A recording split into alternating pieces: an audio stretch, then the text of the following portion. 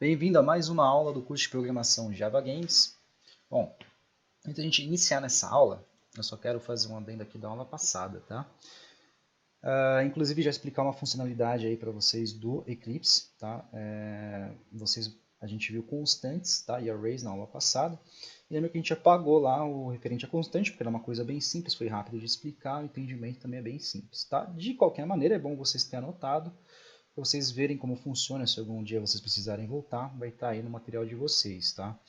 Então, vocês façam aí constantes, declarem uma constante e exemplifiquem aqui, né? Comentem como funciona. E aqui, ó, você vê que esse meu comentário ele é bem comprido, né? Então, eu vou ter que mexer essa barrinha para lá. Tem um sisteminha aqui no Eclipse que você consegue dar uma quebra de linha. Você aperta a tecla Shift, Alt, Y. Você vê que ele já quebrou a linha aqui para mim. Isso aqui é bom demais na hora de você fazer seus comentários, né? Então, vai ajudar bastante. Então, é interessante você pôr lá no caderninho que você utiliza aí com os comandos. Você pode até colocar aqui, ó, Shift mais CTRL mais Y igual quebra de linha automática, tá? Só para vocês terem aí anotado, pra vocês saberem como funciona. Bom, aqui no Arrays, tá? Só preciso fazer uma errata, né?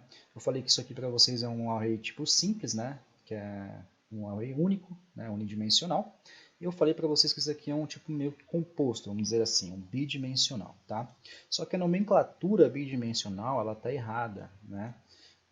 Nesse caso a gente usa a nomenclatura multidimensional, né? Porque não existe tridimensional nem quadridimensional aqui se tratando de arrays, né? Então a gente fala multidimensional porque ele pode ser várias, né? Vários colchetes aqui, a gente pode trabalhar com vários índices, né?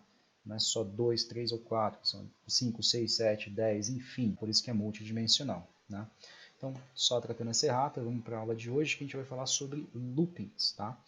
Então já vamos criar aqui nossa classe da aula loopings, new class, seguindo a ordem aí o padrão, então underline, esse aqui vai ser a quinta, aula loopings. Clica aqui para criar nosso método main, dá um finish e vamos lá, aqui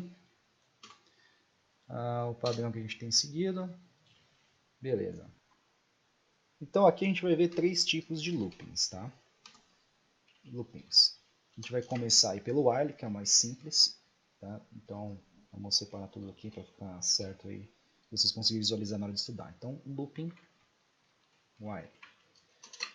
O looping while ele usa uma variável como contador, né? Para você ter o controle aí do seu looping. Então a gente já vai criar uma variável aqui do tipo inteira, nome contador. Já vamos dizer que ela é igual a 1, vocês já vão entender o porquê, tá? E aqui a formatação do while é a seguinte, você vai fazer um while, abre aí o parênteses, e dentro do parênteses você já vai pôr a condição, né? Então, enquanto, no inglês while, em português, enquanto o contador ele for menor ou igual a 0, né? Ele vai executar o comando que estiver aqui entre chaves, tá? Então, o que a gente vai querer fazer? Vamos dar um sysout, para printar na tela.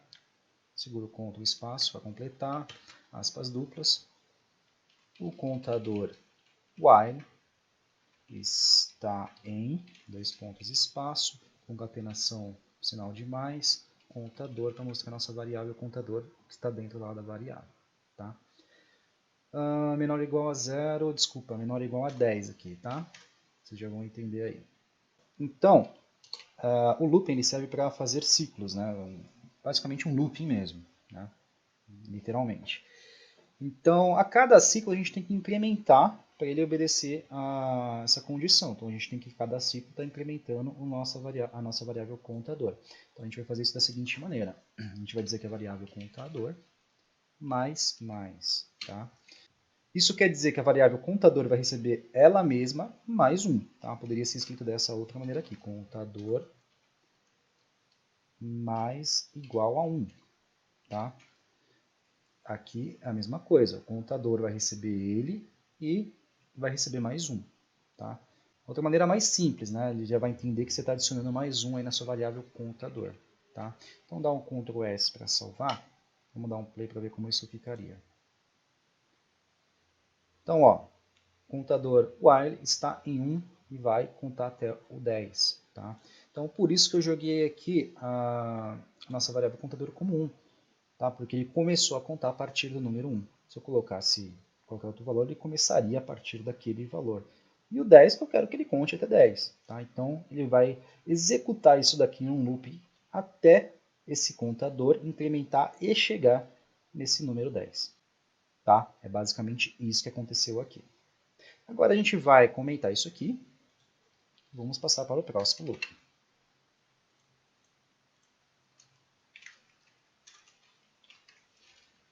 Bom, o próximo looping, a gente vai mexer com o looping for.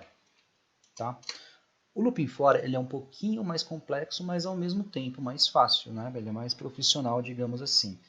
Tá? Então, a estrutura básica dele é a seguinte. Diferente do outro looping, a gente não precisa declarar uma variável previamente.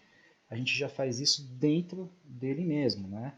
Então, aqui a gente já diz que a variável int i é igual a 1. Tá? Geralmente a gente usa o i. Tá? Você pode trocar por outra coisa, não precisa necessariamente ser o i, mas isso aqui é padrão. Né? Geralmente a gente usa o i. Se o i ele for menor ou igual a 10, a gente quer que ele incremente a variável i em mais 1. Então, da mesma forma que a gente fez lá em cima, i mais mais. Eu vou implementar 1. Tá? Note que a diferença aqui, ó, além da gente escrever tudo isso aqui em só uma linha de código, para cada etapa aqui, eu ponho o ponto e vírgula. Né? Lembra que a gente aprendeu a cada final de linha de código, a gente põe ponto e vírgula, só não põe quando vai abrir o colchete, as chaves aqui. Aqui a gente vai pôr, tá? A cada término aí de código que a gente faz, a gente coloca para justamente separar e formar essa lógica dentro dessa única linha de comando aqui. Né? Por isso que o for é um pouquinho mais complexo, tá? Só que é mais profissional. Você vê que a gente fez isso aqui em uma linha de código só. Então, basicamente, para i é igual a 1, né? Se i for menor que 10, ele vai fazer a incrementação de i++ e vai rodar o que tiver aqui dentro das chaves. Tá? Então aqui a gente vai fazer o quê? Um sysout para a gente testar.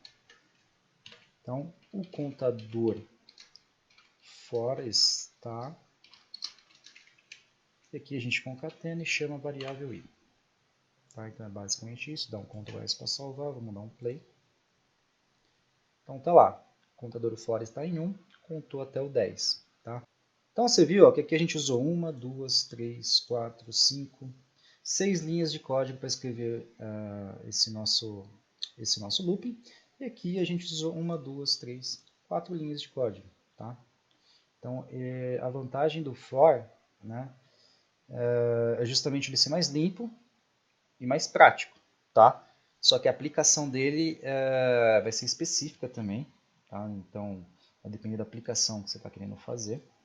E por último, a gente vai ter um outro looping, deixa eu comentar isso aqui, que esse daí ele já não é muito mais utilizado, né? Quer dizer, ele não é utilizado para os propósitos de games que a gente vai utilizar.